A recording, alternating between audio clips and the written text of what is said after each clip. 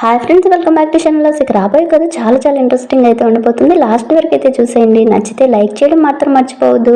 ఇక మహేంద్ర అయితే ఇక వస్తారని అడుగుతాడు కదమ్మా, ఆ చుక్కల మధ్యలో ఆ చందమామ దగ్గర నా జగతి కనిపిస్తుందా, నాకు కూడా చూపి అని చెప్పేసి అడుగుతూ ఉంటే, రండి మామయ్య చూపిస్తానని చెప్పేసి, అత్తయ్య చూడండి ఆ చందమామలో అని చెప్పేసి చూపిస్తూ ఉంటే, నిజంగా మహేంద్రకు కూడా ఇక జగతి ఫేస్, నవ్వుతున్న ఫేస్ కనిపిస్తుంది. నా జగతి నేను మిస్ అయిపోయాను అని చెప్పి చాలా బాధపడిపోతూ ఉంటే, ఇక ఒక్కసారిగా రిషి అయితే ఓదారుస్తాడు. ఇక అమ్మ ఎక్కడికి పోలేదు, మన మధ్యనే ఉందని చెప్పేసి తనని నేను ఎంతో బాధ పెట్టాను.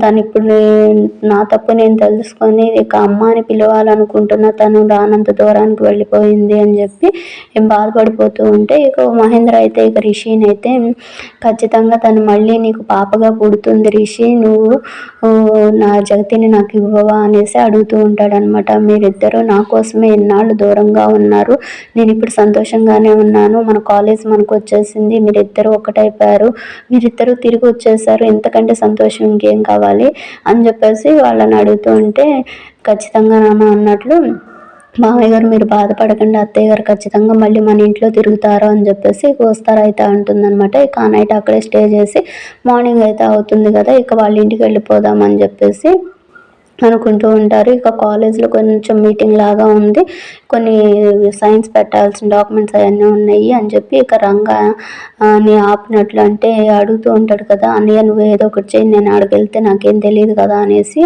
అంటూ ఉంటే, ఇక వస్తారా మహేంద్ర అయితే మేము కాలేజ్ నుంచి అయినా సరే మా ఇంటికి వెళ్ళిపోతామని చెప్పేసి అంటే, ఇక పర్లేదులే ఏం కాదు, నువ్వు ఎప్పటికప్పుడు ఫోన్లో నాతో మాట్లాడుతూ ఉండు, ఎక్కువగా ఏం మాట్లాడకు వాళ్ళతో, జాగ్రత్త అని చెప్పేసి ఇక వస్తారా రిషి ఇక మహేంద్ర కాలేజ్కి అయితే వెళ్తారు. అక్కడ కొన్ని డాక్యుమెంట్స్ మీద సైన్ చేయాలైతే ఇక వస్తారు. వచ్చి నేను అన్నీ చెక్ చేసిన తర్వాతే చేయండి సార్, కొన్నాళ్ళు మీరు లేరు కదా, ఇంతకుముందు నేను ఏం చేశానో చూపిస్తానని శైలేంద్ర చెప్పిన డాక్యుమెంట్స్ కాకుండా పిచ్చి డాక్యుమెంట్స్ అవన్నీ తీసుకొస్తే అవన్నీ వద్దని చెప్పి కాలేజీకి ఉపయోగపడేవి, కాలేజ్ డెవలప్కి ఉపయోగపడే వాటి మీద సైన్ చేయిస్తుంది. ఇక అక్కడి నుంచి ఇంటికి అయితే వెళ్ళిపోయిన తర్వాత ఇక ఏ నాన్న అనుపమ మేడం కనిపించట్లేదు అని చెప్పేసి అంటే, ఏమో నాన్న నువ్వు వచ్చే ముందు దాకా వాళ్ళు ఇక్కడే ఉన్నారు, సడన్గా ఈ ఊరు వదిలి వెళ్ళిపోవాలనేసి నిర్ణయించుకున్నారు, ఎందుకో నాకు అర్థం కాలేదు, నేను ఇక్కడ ఒంటరిగా ఉన్నానని చెప్పి ఇక మా అన్నయ్య నన్ను అక్కడికి తీసుకొచ్చారు అని చెప్పంగానే ఇక వాళ్ళిద్దరు కూడా వస్తారు.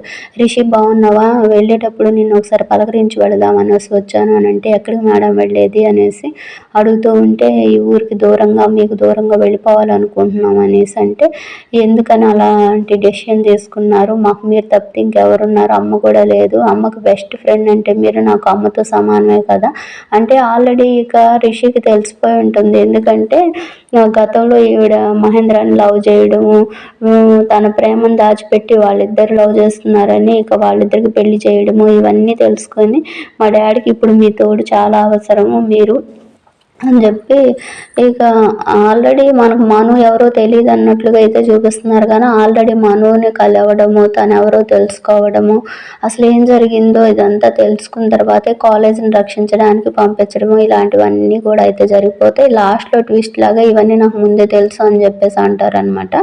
ఇక ఇలా అయితే సాగుతుంది. రాబోయే ఎపిసోడ్లో వాళ్ళని ఊరు వెళ్ళనీయకుండా అనుపమని ఇంకా మనుని అయితే రిషి ఆపేస్తాడు. ఇక ఆపేసిన తర్వాత వీళ్ళంతా హ్యాపీగా ఉన్న మూమెంట్లో ఇక మామయ్య గారు అడిగారు కదా ఇక ఆ పని అని చెప్పేసి ఇక వస్తారా అయితే ఆట పట్టిస్తూ ఉంటుంది. ఇక వీళ్ళిద్దరూ చాలా దగ్గర అయిపోయినట్లయితే మనకు కనిపిస్తూ ఉంటారనమాట. ఇక ఇలా ఉన్నప్పుడే ఇక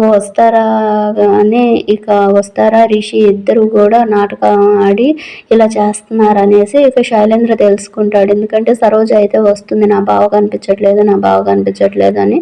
ఇతను రంగానే ఈవిడ కూడా మా ఇంట్లో వదిలి ఎన్నాళ్ళు ఎవరో రౌడీలు చంపుతున్నారని ప్రతిసారి మా బావ కాపాడడం, తీసుకొచ్చి ఇంట్లో పెట్టాడు, ఈ మహాతాళి వల్లే నా బావని నేను మిస్ అయిపోయాను అని చెప్పేసి నిజమంతా చెప్పేసేసరికి ఇక కళ్ళు తెరుచుకుంటాడనమాట.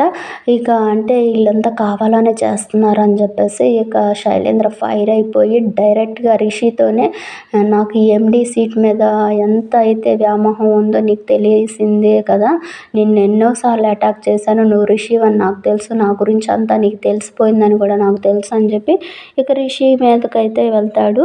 చూద్దాం ఫ్రెండ్స్, ఇక నెక్స్ట్ వీడియోలో ఏం జరగబోతుందో మళ్ళీ మన ఛానల్లో. Please like and subscribe.